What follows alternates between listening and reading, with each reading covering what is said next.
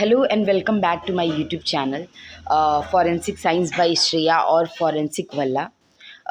So today I'm going to talk about like NFAT NFSU का जो हमारा exam हुआ था 7th और 8th जून को हमारा जो एग्ज़ाम हुआ था उसका रिज़ल्ट डेट, मेरिट लिस्ट या फिर आंसर की कब आनी है, या फिर फर्स्ट राउंड का काउंसलिंग कब होगा, सीट अलॉटमेंट कब होगी, सेकेंड राउंड काउंसलिंग कब होगा, कन्फर्मेशन डेट क्या है और कमेंसमेंट ऑफ क्लासेस की कमेंसमेंट कब से होंगी। हर एक जो यूजी और पीजी का जो बच्चा है जिसने एनएफएटी एनएफएसयू चूज़ करा था एज अ कॉलेज, उसने यूनिवर्सिटी कैंपस चूज़ करी थी फॉर पीजी और यूजी कोर्सेज़ के लिए, specially in BSc forensic sciences.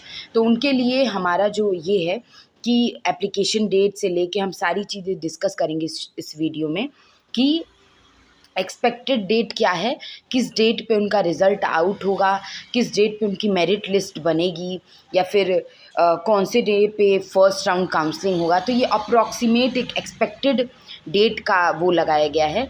But in that case आप लोगों को इस टाइम ड्यूरेशन के दौरान आपको ये चेक करते रहना है कि फ़र्स्ट काउंसलिंग की डेट आई है या नहीं, सेकेंड काउंसलिंग की आई है कि नहीं, क्योंकि आपने एग्ज़ाम बहुत मेहनत से दी थी। स्टार्ट करते हैं। जो एनएफएटी का एप्लीकेशन डेट था वो हमारा था 18/3 और 2025 की। आपका 18 मार्च को आपका ये एप्लीकेशन डेट आउट हुआ था। उसकी लास्ट डेट थी आपकी 5 मई तक की, बट 5 मई 2025, बट ये एक्सटेंड हो गई थी 10 मई तक।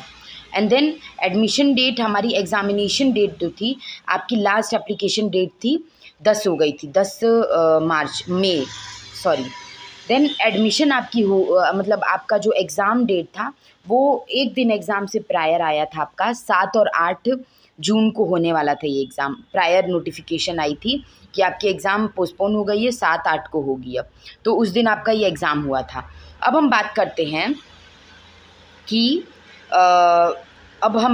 हैं कि रिज़ल्ट की। तो ख़ास बात इसमें ये होती है कि इसमें कोई रिज़ल्ट नहीं आता, कोई रिज़ल्ट इसमें आता ही नहीं है।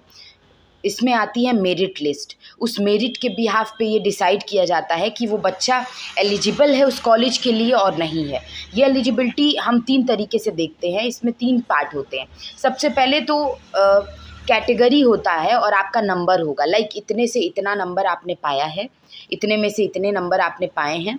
और कैटेगरी, आप यूआर कैटेगरी के हैं या जनरल हैं, ओबीसी हैं, जो भी होते हैं, आप उसके बगल में आता है लिख के। देन आपका नाम और कॉल फॉर काउंसलिंग होती है। एक तो होती है आपकी कॉल फॉर काउंसलिंग। जैसे अगर वो कॉल फॉर काउंसलिंग आती है तो इसका मतलब कि आप उसके लिए एलिजिबल हो चुके हैं, और उसमें आपका क्या होगा कि एलिजिबिलिटी के टाइम आपका आता है आपके पर्सनल मेल पे एक मेल आएगी कि आप एलिजिबल हैं और काउंसलिंग के लिए आप अलॉट करिए और चेकआउट करिए कि आप किस कॉलेज के लिए मतलब एलिजिबल हैं। तो ये हो गया हमारा। देन हम बात कर रहे थे आंसर की तो हाँ, आंसर की आती है, मेरिट लिस्ट भी आती है, बट रिज़ल्ट नहीं आता।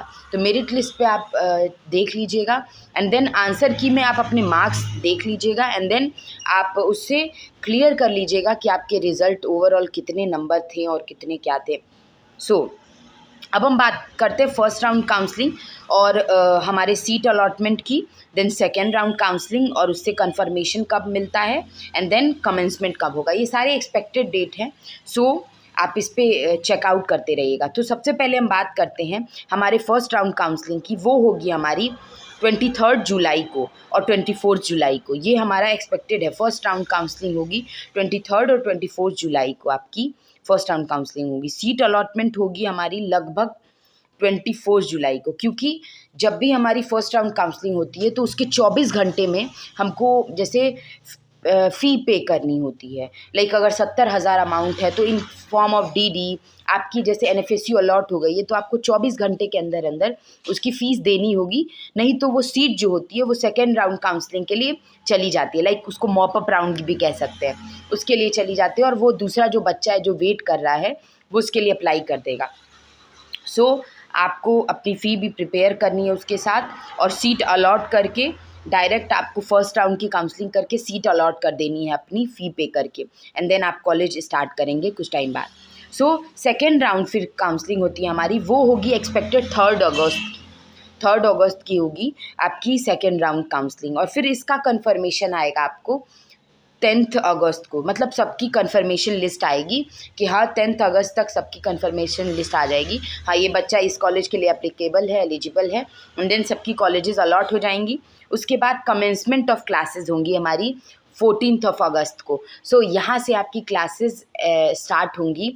सो best of luck for your career and hope आपको ये चीज़ें समझ में आई होंगी, application date, merit list, answer key वगैरह वगैरह। ये हम अपडेट दे रहे हैं NFST NFSU की, जिन बच्चों ने UG PG मतलब कोर्सेज के लिए फॉरेंसिक साइंस से चूज़ करा था, देन उनके लिए ये आपका जो भी है। So stay tuned for more and love you all. Hope you like my channel, so like my video, so subscribe my channel. Thank you so much.